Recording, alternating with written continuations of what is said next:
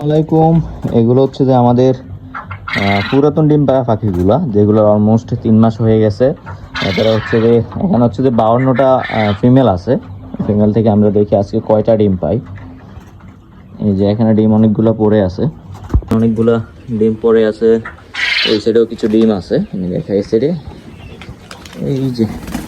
এই সাইডে অনেকগুলো ডিম আছে। মাশাআল্লাহ, সবাই একটু মাশাআল্লাহ বলবেন। তো চলেন হচ্ছে এদের ডিমগুলো কালেক্ট করে নেই। এই যে এখন আমার পায়ের নিচে পড়ে একটা ডিম, 2টা ডিমই হচ্ছে নষ্ট হয়ে যেত। আমি হচ্ছে যে ক্যামেরার দিকে খেয়াল করে রাখছি, সাইড দিয়ে আসছি। তো চলেন ডিমগুলো কালেক্ট করি।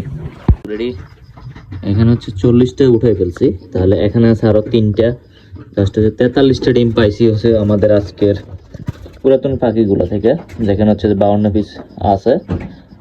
আশা করতেছি আরো কিছু প্রোডাকশন বাড়বে এদের, কারণ হচ্ছে এরা কিছুদিন একটু দুর্বল হয়ে গেছিল।